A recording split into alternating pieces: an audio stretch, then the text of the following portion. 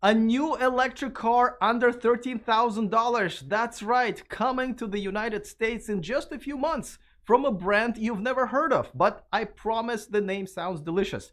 GM finally invests into a growing fast charging network to challenge Tesla. Fisker reveals the reservation count for its electric SUV and announces 2 new models. Lucid challenges Tesla with its own self-driving package, while Tesla claims theirs is 10 times better than humans. Rivian, GM, and Lordstown Motors put out new outdoorsy electric truck videos. We will take a look at all of them and other electric car news coming your way in just a second. Welcome to E4Electric, your #1 source of electric car scoop. If this is your first time here, not to worry. All you have to do is click on that subscribe button down there and then the bell notification icon so you don't miss anything moving forward. Would you like some candy? And I'm not talking about the chocolate kind that I just had with my tea before doing this video. I'm talking about the new brand coming to the United States from China to sell you the cheapest electric car you have ever seen. And they're coming not with one, but with 2 different electric cars. As you can see, one of them with a very much Prius-inspired design. I was going to say that they probably poached the designer from Toyota, but I don't think Toyota had a designer for the Prius. Ooh, nothing like a good Prius burn on an empty stomach. The first one is K27, and that's what all hoopla is about because it's priced a little over $20,000. So after the tax credit, which it does qualify for, it will be $12,999. Now, the battery is pretty small, 18 kilowatt hour battery. Kandi says it will go 100 miles on one charge, but I'm not really sure if you can squeeze that many miles out of the battery. We'll see once EPA chimes in. And another one is K23 with 180 miles. That's what Kandi is promising, with a 41 kilowatt hour battery. Starting price is $30,000, and once again, after the incentives, it will end up at around $23,000. Now, if you compare it to the Mini Cooper SE, which I just reviewed, pretty much the same price, but the Mini Cooper goes 110 miles on one charge, where Kandi promises 180 miles on one charge for their K23. The deliveries will start at the end of this year, that's right, but they will be limited to Texas because that's where Kandi is based. The unveiling will take place on August 18th virtually, and they will immediately start taking pre-orders with a Cybertruck-sized deposits, and by that I mean $100. For more, we bring in our good friend and the InsideEVs contributor, Tom Moloughney. All right, Tom, new company, new electric car company on the market. They coming from China. How did they sneak up on us like this? Because the deliveries start in half a year, where other more prominent and known Chinese companies who make electric cars like NIO and XPeng Motors are nowhere near coming to the United States, even though NIO, for example, is a publicly traded company here in the United States. How come Kandi is here already? Well, they're not here yet. They say they're coming in 6 months. And they also say that they have been working on this since early 2019. So for a year and a half, they've been trying to work out partnerships to have some kind of a sales and service channel established. We don't know what that is yet, but just because they're coming doesn't mean that they've going to execute well. We have to see what this is like. I'm sure it's not going to be something that you'll be able to buy in the middle of Iowa. They're probably setting up partnerships along the coasts in California, where EVs are big things. The EV sales are so much more in California than any other state. So we still have to really see what they're doing here to get the full picture. Now, they're actually starting in Texas, since that's where they're based here in the United States. So we'll see how that's going to go. But do you think, since they're the first, Chinese-based company to come to the United States, do you think there will be a lot of hesitation, here in the United States to buy a car from China? I know we buy everything else from China, but somehow a Chinese car manufacturer doesn't sit very well with American buyers. Yeah, I agree. It's going to be interesting to see how this plays out with regards to buying a Chinese car. You know, in the past, historically, Chinese made cars weren't good vehicles, but that's changed in the last few years. I mean, I've you and I've been over in China. I've driven Chinese cars over there, Xpeng, Neo, and they're really high quality, well built vehicles. They've gotten much better. Now, I can't say that about Kandi. I haven't driven the Kandi's vehicles, but there is definitely there's going to be some hesitation, especially recently, especially now with coronavirus. It seems like there's a little bit of a growing anti-Chinese wave in the country. I don't know if that's going to last, but I think that you have to consider that because you know that could influence on could have an influence on how well the brand's received. On another hand, it looks like there is an opportunity here, right? Because no one is really making cheap electric cars. Everyone's kind of making cars that are, pretty good electric cars, and we're talking about tech and all of that stuff. But nobody's making a cheap electric car that kind of everybody can afford. I know me and you just recently test drove the new Mini, all electric Mini. Now, even top of the line Kandi at the same price has a longer range. At least they claim they will have a longer range than the Mini. Do you think there's an opportunity for Kandi here to just come in here and just kind of dominate the cheap electric car market that, for example, others either can't or don't want to touch?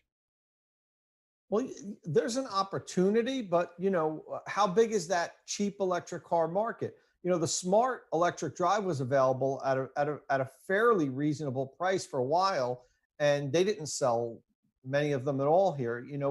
A lot of people have seen this $13,000 price on headlines, but that's after the federal tax credit. So even the cheapest Kandi, the K27, costs of the MSRP is going to be over $20,000. And if you get the K23, which is a little bit bigger, it's kind of like a Chevy Bolt, maybe a little bit bigger than a Bolt, like a large hatchback. That's $30,000 before incentives. So it's not that cheap. It is less expensive than most EVs available today, but it's not like these things are going to be, $5,000. Like if you remember the Hyundai Excels when they came out in the mid 80s, you could buy one for like $3,000 or something. It's not that cheap. Tom is going to be back in just a few minutes for our second story, but before that, a quick reminder that this video and this channel is sponsored by Evanex, the Tesla community's accessory store. Use E4Electric, the name of this channel, as a discount code for all of your purchases over $100. Let's move on to our next story, and GM is partnering with EVgo charging network to install 2,700 fast DC chargers all over the United States in the next 5 years. The charging speeds will vary between 100 and 350 kilowatts. That's pretty decent. For more, we go back to Tom. All right, Tom. So this is one of those stories that, I was going to report on. I thought it was, newsworthy. But then when we talked, you said, Alex, this is actually a bigger deal. So why don't you tell my audience what you told me about an hour ago, why you think this deal between GM and EVgo is actually a big deal? So to me, there's three main points here. First point is that, for the last 6 or 7 years, GM has been saying, we don't do infrastructure. We don't do gas stations, so we're not doing EV charging stations. They have stuck to that line. I mean, there was no gray area, no maybe in the future. No, we don't do EV charging. And now all of a sudden they come out with this big announcement that they're partnering with EVgo to fund 2,700 high-speed DC fast chargers, which is fantastic.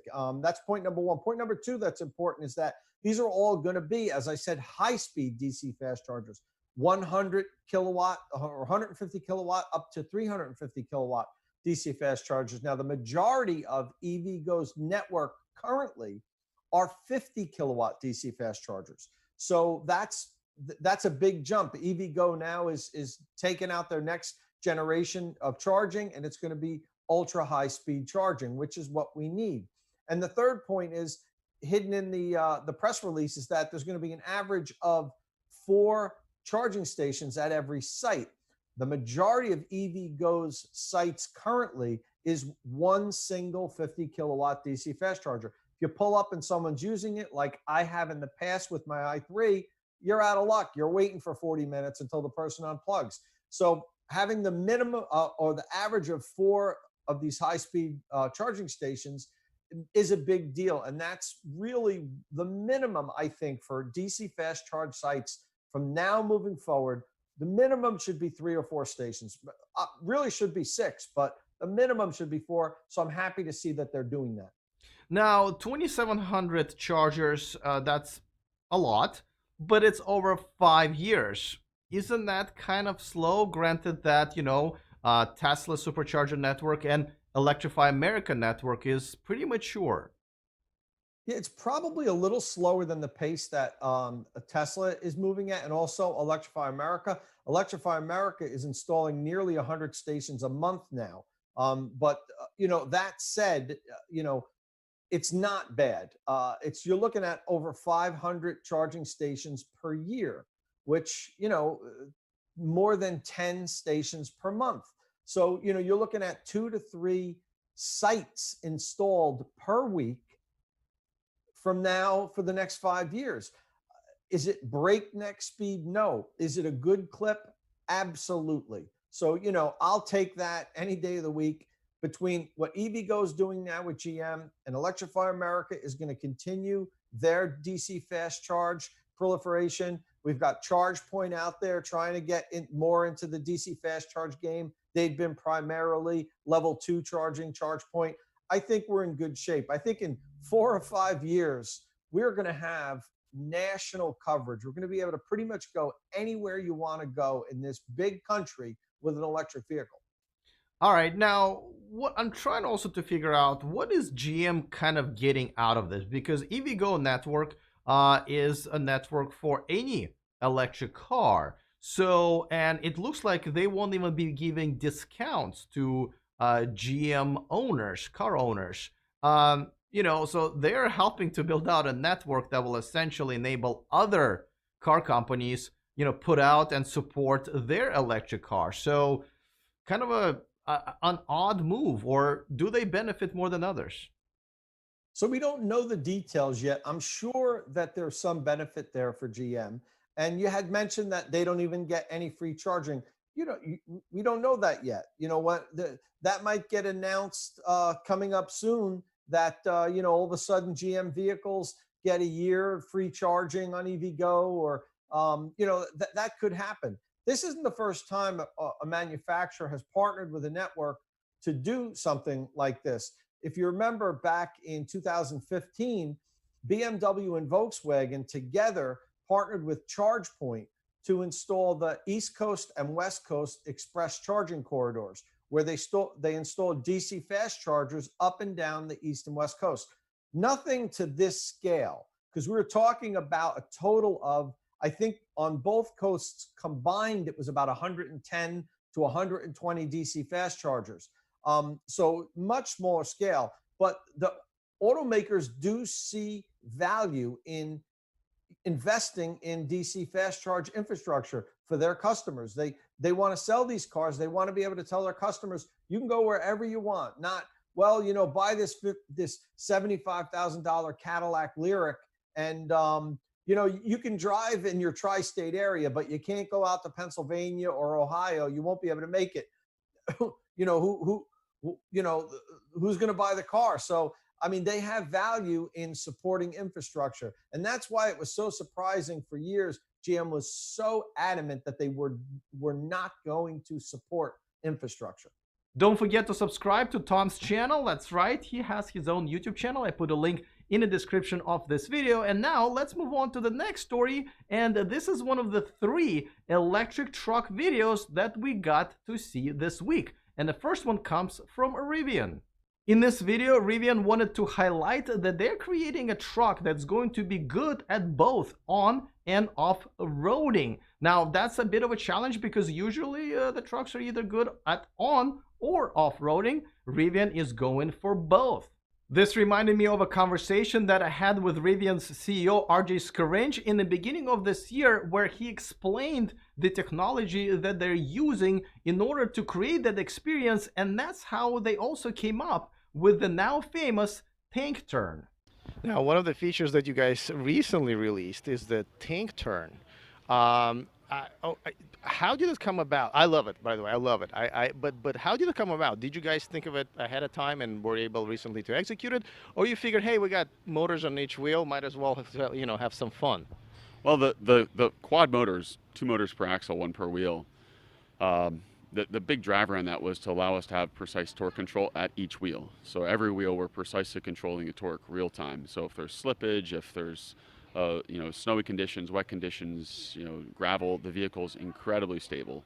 But it also opens up all kinds of opportunities in terms of torque vectoring and using differential torque between the right and left-hand sides of the vehicle to create steering moments. So it can make the car feel more agile on and off-road.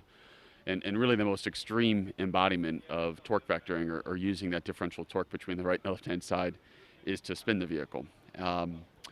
So that, as engineers, we were immediately thinking, boy, that would be a fun thing to do. And as we started to work through the controls, it's a really interesting feature because it requires a really rapid feedback as we start to initiate the feature. So essentially from a standstill, the vehicle in fractions of a second senses the surface friction. So it senses, is it on gravel? Is it on dirt? Is it on road? And it does that by just applying torque to all the wheels. And then once it determines the type of surface it's on, it then enables the feature. So if it's on a gravel or a dirt trail, it allows the vehicle to spin around. If it's on something that's really high friction, of course we could do it, but it's hard on the tires. So we don't enable the feature then. Lucid has announced their answer to Tesla's autopilot, and they're calling it the Dream Drive. It's not going to be as advanced as the autopilot, however, it will get better with over-the-air updates. It does have a few things that Tesla doesn't have right from the start, which will include driver monitoring camera, which means that you will not need to keep your hands on the wheel. The 360-degree radar coverage with 5 radars. Tesla only has 1 and it only covers the front, and of course ever controversial LiDAR. Now LiDAR is actually a pretty useful tool for the self-driving technology. It's gotten much better, much better in the recent years and cheaper. Its biggest advantage that it doesn't need the light. It can see in the dark. Pretty good actually. Now, I know Elon said that anyone who is relying on a LiDAR is doomed, but no one is relying on a LiDAR. It's yet another tool in addition to cameras and ultrasonic radars to make this technology better. So your car doesn't mistake a huge Burger King sign for a small stop sign. All I'm saying is redundancy doesn't hurt, but running into an overturned truck does.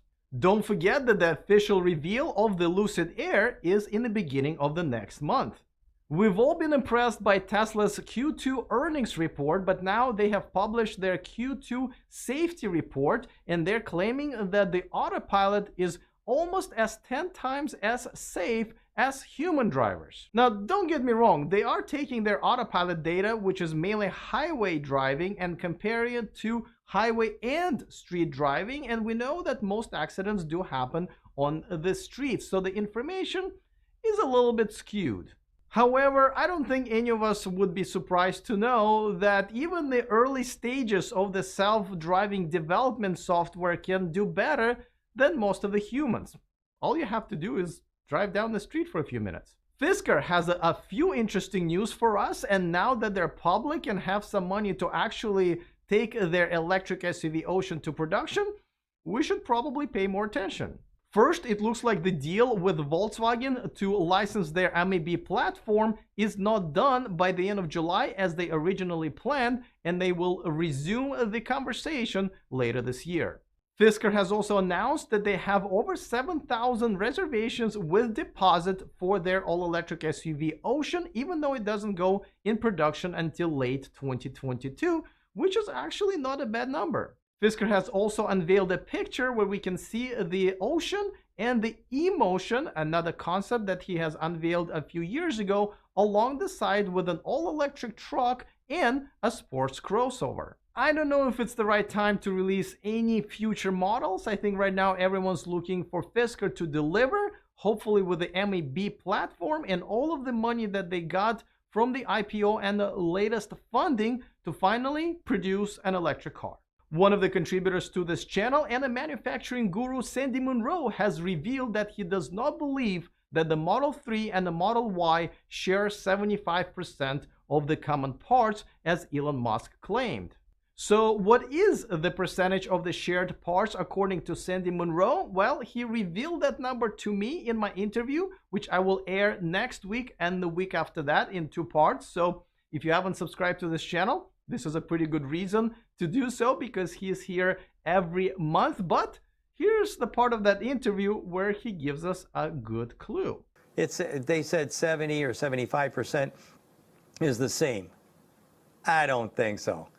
I know so. It's not true. It's not true at all. And when we got into it, we definitely found out that there's many things that are different. They're subtle changes, and sometimes the untrained eye, you would never notice it. But we notice it. That's what our business is. And when it comes right down to it, if it was 50-50, I'd be surprised. Another electric truck video that we got to see this week came from General Motors, and it's about their upcoming Hummer EV. To remind you that it's coming in fall of the next year. It goes from 0 to 60 in just 3 seconds, has 1,000 horsepower, and will have 1, 2, and 3 motor versions for you to pick from. A few interesting new features were revealed in this video, including the adrenaline and grab mode, along with the ultra vision camera, whatever that is. And of course, LeBron James was starring in this commercial as well. And apparently a little bit of a message to Tesla from GM. I see your Cybertruck and I raised you a super truck. Very interesting. And by the way, people think that this is not the silhouette of the Hummer EV. They think it's one of the previous gas versions, but I gotta tell you, as one of the few people who actually got to see the Hummer EV in person earlier this year, it does look this way. It looks like a little bit of a polished previous version of the Hummer, so you won't be blown away. This is what it looks like. Another electric car video that we got to see this week was from Lordstown Motors, and it's of their electric truck called Endurance. Let me remind you that they just bought a factory from GM, and that's where they're going to be making this electric truck, and they promised the delivery sometime during next summer. It will start at around $52,500 and will have an EPA range of over 250 miles. Now, I'm glad we got to see a little bit more of the truck, because during the unveiling, we didn't see much of it. What we mainly saw on the screen was Mike Pence. And I sure hope the quality of the truck is better than the quality of their press videos, because the resolution here is so low, I really thought it was shot by a Ring doorbell camera. But overall, it's a pretty good truck video. We got a dude, check, girl, check, dog, check, cows, solar panels, mud, tractor, cool voiceover, check, check, check. So overall, that's a pretty good video. Elon Musk has announced that Tesla would be willing to supply and license its software, powertrain, and batteries, with one exception: the fart technology. If you remember, Tesla has licensed their powertrain and battery technology to Mercedes-Benz and Toyota until 2015, and in 2014 Tesla opened up some of the patents, but the only company that openly admitted to using them was the Xpeng Motors. As you probably know, Tesla is suing Xpeng Motors, but for something different, and also the patents are really not that open. Tesla just said that they're not going to sue someone using their patents as long as they're doing it in good faith. A quick shout out to a couple of my newer Patreons. Thank you so much, Susan Hunter and Daniel Richland. I appreciate you and the rest of my Patreon community. If you want to become part of my Patreon community, go to patreon.com/E4Electric. I also put that link in the description of this video. Looking forward to all of your comments. Other than that, see you guys next time, and remember to stay charged.